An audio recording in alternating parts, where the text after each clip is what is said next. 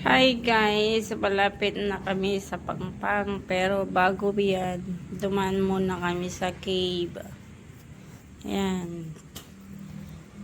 Nagpang-abot kami ng mga kasama namin. Ayan. Sila yung nauna. Ayan. Ayan sina Ate Jing. Sina Angeli, yung kabila. Kami nahuli kami kaya nag-aantay kami na umalis sila. May madaungan. Sa cave yan guys.